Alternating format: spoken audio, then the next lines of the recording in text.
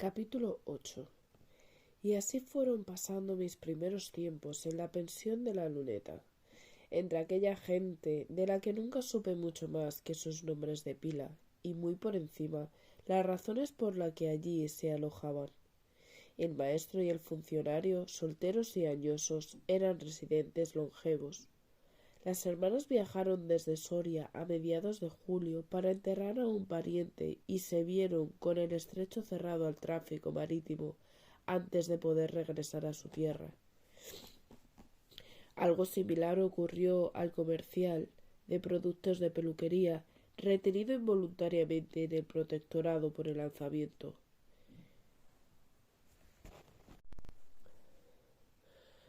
Más oscuras eran las razones de la madre y el hijo, aunque todos suponían que andaban a la búsqueda de un marido y padre un tanto ibizo que una buena mañana salió a comprar tabaco a la toledana plaza de Zocodover y decidió no volver más a su domicilio.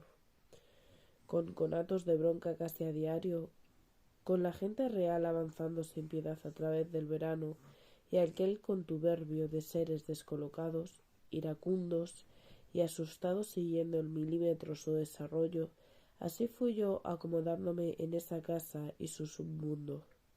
Y así fue también estrechándose mi relación con la dueña de aquel negocio, en el que la naturaleza de la clientela poco rendimiento presuponía, yo que alcanzaría a ella a recoger. Salí poco aquellos días, no tenía sitio alguno a donde ir, ni nadie a quien ver. Solía quedarme sola o con Jamila o con Candelaria cuando por allí paraba, que no era mucho. A veces cuando no andaba con sus prisas y tejemanejes, insistía en sacarme con ella para que buscáramos juntas alguna ocupación para mí. Que se te va a quedar la cara de pergamino, muchacha, que no te da ni miajita la luz del sol, decía. A veces me sentía incapaz de aceptar las propuestas, aún me faltaban las fuerzas, pero en otras ocasiones accedía y entonces me llevaba por aquí y por allá, recorriendo el laberinto endemoniado de callejas, de la motería y las vías cuadriculadas modernas del ensanche español con sus casas hermosas y su gente bien arreglada. En cada establecimiento a cuyo dueño conocía preguntaba a ella si podía colocarme, si sabían de alguien que tuviera un empleo para esa chica tan aplicada y dispuesta a trabajar de día y de noche, que se suponía que era yo. Pero corrían tiempos difíciles, y aunque los tiros sonaban lejos, todo el mundo parecía consternado por el incierto transcurrir de la contienda, preocupados por los suyos en su tierra, por el paradero de unos y otros, los avances de las tropas enfrente, los vivos, los muertos y los que quedaban por venir. En aquellas circunstancias apenas nadie tenía interés en expandir negocios ni contratar nuevo personal, y a pesar de que solíamos culminar aquellas salidas con un vaso de té moruno y una bandeja de pinchitos de algún cafetín de la Plaza de España, cada intentona frustrada suponía para mí otra paletada más de angustia sobre mi angustia, y para Candelaria, aunque no lo dijera, un mordisco nuevo de preocupación. Mi estado de salud mejoraba al mismo ritmo que el de mi ánimo, con pasos de caracol. Seguían los huesos y el tono mortecino de mi tez contrastaba con los rostros tostados por el sol del verano de mi alrededor. Mantenía agarrotados los sentidos y fatigada el alma. Aún sentía casi como el primer día de desgarro causado por el abandono de Ramiro. Continuaba añorando al hijo de cuya existencia prenatal solo tuve constancia durante unas horas, y me recomía la preocupación por el devenir de mi madre en el Madrid sitiado. Seguía asustada por las denuncias que sobre mí existían y por la advertencia de don Claudio, atemorizada ante la idea de no poder hacer frente a la deuda pendiente y la posibilidad de acabar en la cárcel. Aún tenía el pánico por compañero y me seguía escociendo con rabia las heridas. Uno de los efectos del enamoramiento loco y obcecado es que anula los sentidos para percibir lo que acontece a tu alrededor. Corta a ras la sensibilidad, la capacidad para la percepción. Te obliga a concentrar tanto la atención en un ser único que te aísla del resto del universo. Te aprisiona dentro de una coraza y te mantiene al margen de otras realidades, aunque éstas transcurran a 2 palmos de tu cara. Cuando todo saltó por los aires, me di cuenta de que aquellos 8 meses que había pasado junto a Ramiro habían sido de tal intensidad que apenas había tenido contacto cercano con nadie más. Solo entonces fui consciente de la magnitud de mi soledad. En Tánger no me molesté en establecer relaciones con nadie. No me interesaba ningún ser más allá de Ramiro y lo que con él tuviera que ver. En Tetuán, sin embargo, él ya no estaba y consigo se había marchado mi asidero y mis referencias. Hube por ello de aprender a vivir sola, a pensar en mí y a pelear para que el peso de su ausencia fuera poco a poco haciéndose menos desolador. Como tenía el folleto de las academias Pitman, larga y escarpada es la senda de la vida. Terminó agosto y llegó septiembre, con sus tardes menos largas y las mañanas más frescas. Los días transcurrían lentos sobre el ajetreo de la luneta. La gente entraba y salía de las tiendas, los cafés y los bazares. Cruzaba la calle, se detenía en los escaparates y charlaba con conocidos en las esquinas. Mientras contemplaba desde mi atalaya el cambio de luz y aquel dinamismo imparable, era plenamente consciente de que yo también necesitaba cada vez con más urgencia ponerme en movimiento, iniciar una actividad productiva para dejar vivir en la caridad de Candelaria y comenzar a juntar los duros destinados a solventar mi deuda. No daba, sin embargo, con la manera de hacerlo, y para compensar mi inactividad y mi nula contribución a la economía de la casa me esforzaba al menos en colaborar en lo posible para aligerar las tareas domésticas y no ser solo un bulto tan improductivo como un mueble arrumbado. Pelaba patatas, ponía la mesa y tendía la ropa en la azotea. Ayudaba a Jamila a pasar el polvo y a limpiar cristales. Aprendía de ella algunas palabras en árabe y me dejaba obsequiar por sus eternas sonrisas. Regaba las macetas, sacudía las alfombras y anticipaba pequeñas necesidades de las que antes o después alguien tendría que encargarse. En sintonía con los cambios de temperatura, la pensión se fue también preparando para la llegada del otoño, y yo cooperé en ello. Cambiamos las camas de todos los cuartos, mudamos sábanas, retiramos las cochas de verano y bajamos los cobertones de invierno de los altillos. Me di cuenta entonces de que gran parte de aquella lencería necesitaba un paso urgente, así que dispuse un gran cesto de ropa blanca junto al balcón y me senté a enmendar desgarrones, reafirmar dobladillos y remarcar flecos sueltos. Y entonces sucedió lo inesperado. Nunca había podido imaginar que la sensación de volver a tener una aguja entre los dedos llegara a resultar tan gratificante.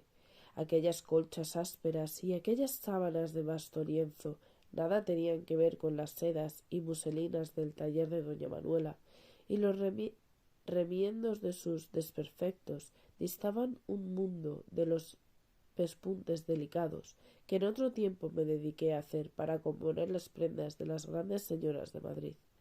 Tampoco el humilde comedor de Candelaria se asemejaba al taller de doña Manuela, ni la presencia de la muchachita mora y el trasiego interesante del resto de los belicosos huéspedes se correspondían con las figuras de mis antiguas compañeras de faena y la exquisitez de nuestras clientas. Pero el movimiento de la muñeca era el mismo, y la aguja volvía a recorrer veloz ante los ojos, y mis dedos se afanaban por dar con la puntada certera, igual que durante años lo había hecho día a día, en otro sitio y con otros destinos.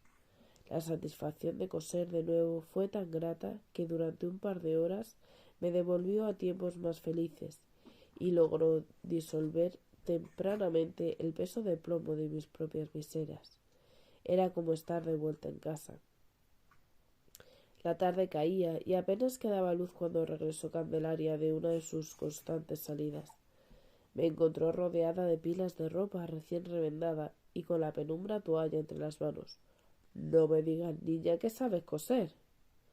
Me replicó, mi réplica a tal fue Mi réplica a tal saludo fue por primera vez en mucho tiempo una sonrisa afirmativa, casi triunfal, y entonces la patrona, aliviada por haber encontrado al fin alguna utilidad en aquel lastre en que mi presencia se estaba convirtiendo, me llevó hasta su dormitorio y se dispuso a volcar sobre la cama el contenido entero de su armario. A este vestido le bajas la mantilla, a este abrigo le vuelves el cuello, a esta blusa le arreglas las costuras y a esta falda le sacas un par de dedos de cadera, que últimamente me he echado unos kilillos encima y no hay manera de que me entre en el cuerpo. Y así hasta un montón enorme de viejas prendas que apenas me cabían en los brazos. Solo me llevó una mañana a resolver los desperfectos de su ajado vestuario, satisfecha con mi eficacia y decidida a calibrar en pleno el potencial de mi productividad. Calendaria volvió aquella tarde con un corte de Cheviot para un chaquetón. Lana inglesa de la mejor. La traímos de Gibraltar antes de que empezara el jaleo. Ahora se está poniendo muy dificilísimo dar con ella. ¿Te atreves? Consígame un buen par de tijeras, 2 metros de forro, media docena de botones de carey y un carrete de hilo marrón. Ahora mismo le tomo medidas y mañana por la mañana se lo tengo listo. Con aquellos parcos medios y la mesa de comedor como base de operaciones, a la hora de la cena tenía el encargo preparado para prueba. Antes del desayuno estaba terminado. Apenas abrió el ojo, con las legañas aún pegadas y el pelo cogido bajo la redecilla, Candelaria se ajustó la prenda sobre el camisón y examinó con incredulidad su efecto ante el espejo. Las sombreras se asentaban impecables sobre su osamenta y las solapas se abrían a los lados en perfecta simetría, disimulando lo excesivo de su perímetro pectoral. El talle se marcaba grácil con un amplio cinturón. El corte acertado de la caída disimulaba la opulencia de sus caderas de yegua. Las vueltas anchas y elegantes de las mangas remataban mi obra y sus brazos. El resultado no podía ser más satisfactorio. Se contempló de frente y perfil, de espalda y medio lado, una vez, otra abrochada, otra abierta, el cuello subido, el cuello bajado, con un locuaz contenida, concentrada en valorar con precisión el producto, otra vez de frente, otra vez de lado y al final el juicio. La madre que te parió. ¿Pero cómo no me has avisado antes de la mano que tiene en mi alma? 2 nuevas faldas, 3 blusas, un vestido camisero, un par de trajes de chaqueta, un abrigo, una bata de invierno fueron acomodándose en las perchas de su armario a medida que ella se las iba arreglando para traer a la calle nuevos trozos de tela, invirtiendo en ellos lo mínimo posible. Seda china, toca, 2 mecheros americanos me ha sacado por ella el indio del bazar de abajo. Me cago en sus muelas. Menos mal que me quedaban un par de ellos del año pasado, porque ya solo quieren duros. Hassani, el muy cabrón, anda diciendo que van a retirar el dinero de la República y a cambiarlo por billetes de los nacionales. ¡Qué locura, muchacha! Me decía acalorada a la vez que abría un paquete y ponía ante mis ojos un par de metros de tejido color fuego. Una nueva salida trajo consigo media pieza de gabardina. De la buena, chiquilla, de la buena. Un retardo de raso nacarado llegó al día siguiente, acompañado por el correspondiente relato de los avatares de su consecución y menciones poco honorosas a la madre del hebreo que se lo había proporcionado. Un retal de la niña color caramelo, un corte de alpaca, 7 cuartas de sartén estampado y así, entre canjes y cambalanches, Alcanzamos casi la docena de tejidos que yo corté y cosí, y ella se probó y alabó, hasta que sus ingresos para obtener género se agotaron, o hasta que pensó que su nuevo guardarropa estaba por fin bien surtido, o hasta que decidió que ya iba siendo hora de concentrar la atención en otros menesteres. Con todo lo que me has hecho, está saldada tu deuda conmigo hasta el día de hoy, anunció, y sin darme tiempo siquiera para paladear mi alivio prosiguió. Ahora vamos a hablar del futuro. Tú tienes mucho talento, niña, y eso no se puede desperdiciar, y menos ahora con la faltita que te hacen a ti unas buenas perras para salir de los follones de los que andas metida. Ya has visto que lo de encontrar una colocación está muy complicadísimo, así que a mí me parece que lo mejor que puedes hacer es dedicarte a coser para la calle. Pero tal como están las cosas, me temo que te va a ser difícil que la gente te abra las puertas de sus casas un par de par. Tendrás que tener un sitio, montar tu propio taller, y aún así no te va a ser fácil encontrar clienta. Tenemos que pensarlo bien. Candelaria, la matutera, conocía todo bicho viviente en Tetuán, pero para cerciorarse del estado de la costura y enfocar el asunto en su justo sitio, hubo de hacer unas cuantas salidas, unos contratos por aquí y por allá, y un estudio sesudo de la situación a pie de obra. Un par de días después del nacimiento de la idea ya teníamos una estampa 100% fiable del panorama. Supe entonces que había 2 o 3 creadoras de solera y prestigio a las que solían frecuentar las esposas e hijas de los jefes militares, de algunos médicos repudiados y de los empresarios con solvencia. Un escalón por debajo se encontraban 4 o 5 modistas decentes para los trajes de calle y los abrigos de los domingos, de las madres de familia, del personal mejor acomodado de la administración, y había finalmente varios puñados de costureras de poco fuste que hacían rondas por las casas, lo mismo cortando batas de percal que reconvirtiendo vestidos heredados, cogiendo bajos o remendando los tomates de los calcetines. El paisaje no se presentaba óptimo. La competencia era considerable, pero de alguna manera tendría que ingeniármelas para conseguir un resquicio por el que colarme, aunque según mi patrona ninguna de aquellas profesionales de la costura era del todo deslumbrante y la mayor parte componía un elenco de figuras domésticas y casi familiares. No por ello habían de ser discriminadas. Cuando trabajan bien, las modistas son capaces de generar lealtades hasta la muerte. La idea de volver a estar activa me provocó sentimientos encontrados. Por un lado, consiguió generar un pálpito de ilusión que hacía un tiempo eterno que no percibía, poder ganar dinero para mantenerme y saldar mis deudas dedicándome a algo que me gustaba y para lo que sabía que era buena, era lo mejor en aquellos momentos podía pasar. Por otro lado, sin embargo, al calibrar la cruz de la moneda, la inquietud y la incertidumbre se me extendían sobre el ánimo como una noche de lobos. Para abrir mi propio negocio, por humilde y diminuto que fuera, necesitaba un capital inicial del que no disponía, unos contactos de los que carecía, y mucha más suerte de la que en los últimos tiempos me andaba ofreciendo la vida. No iba a resultar fácil hacerme un hueco, siendo una simple modista más. Para arrebatar fidelidades y captar clientas tendría que buscar ingenio, salirme de lo normal, ser capaz de ofrecer algo diferente.